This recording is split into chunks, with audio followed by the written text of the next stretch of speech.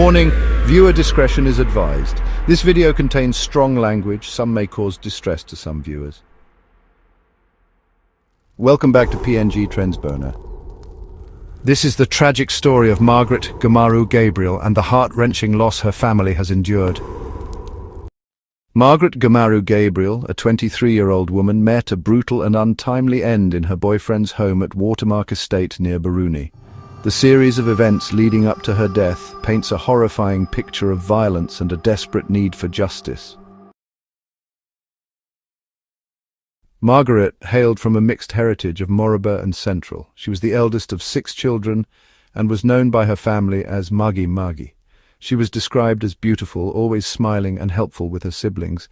Despite the warmth and love in her family, her life was tragically cut short by low-life thugs.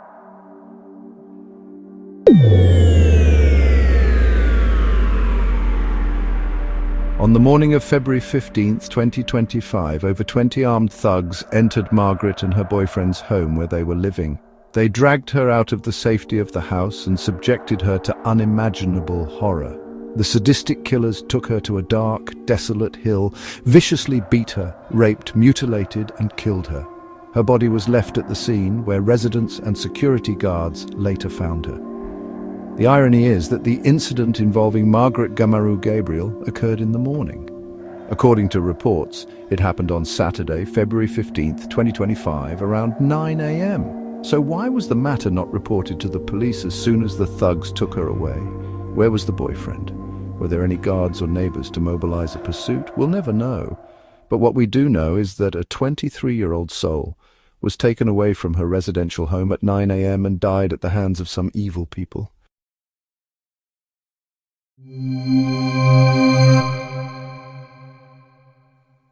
Margaret's mother recounted the devastating moment she learned of her daughter's death. Fetching water at home, she was approached by police officers who informed her of the tragedy. I called her phone 3 times, but there was no answer. In my heart, I knew something was wrong, she tearfully explained. The news left her in shock, and she struggled to comprehend the loss of her beloved daughter. I asked to see Margaret when we got to the hospital, but the doctors advised it would be better to remember her as she was when she was alive, her mother said.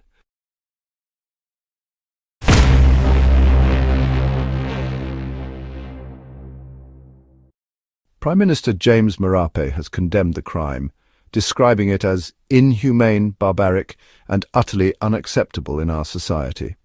He assured the nation that the government would spare no effort in bringing those responsible to justice. But is Mr. James Marape serious? Let this be not just hot air. Community leaders and the public have expressed their anger and sorrow, calling for swift and severe action against the perpetrators.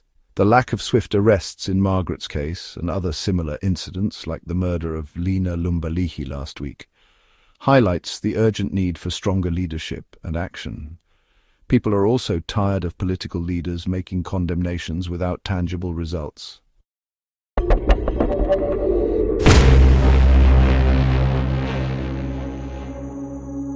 The community is united in their demand for justice for Margaret and Lina. Everyone is fed up with these heinous crimes against young women. The cries for action have been echoed far and wide, with prominent figures adding their voices to the cause.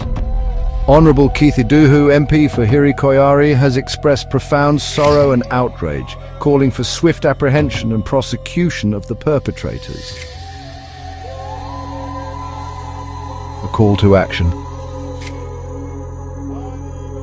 We call on our leaders and police force to show true leadership. Talk is cheap. Destroying settlements is a band-aid solution.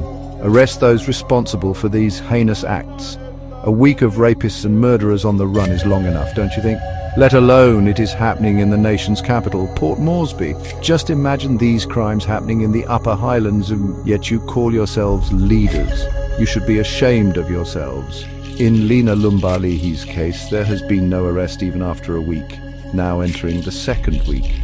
For Margaret Gamaru Gabriel's case, the arrests so far do not inspire confidence in the police force, the police commissioner, the police minister, or the prime minister. Margaret Gamaru Gabriel's story is again a strong reminder of the pervasive issue of violence against women.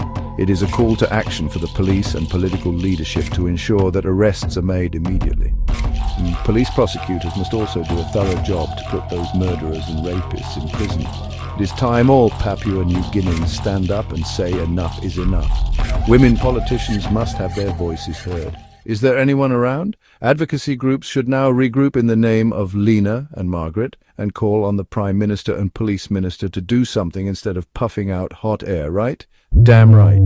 For everyone hearing about Lina and Margaret's predicament, you can make a difference. Talk about it in your circles. Share the message far and wide that the PNG law enforcement bodies, especially the Police Command and Control, must do the arrests swiftly. The thugs, rapists and murderers must be placed in prison where they belong. Our hearts and prayers go out to the families of Margaret Gamaru Gabriel and Lina Lumbalihi.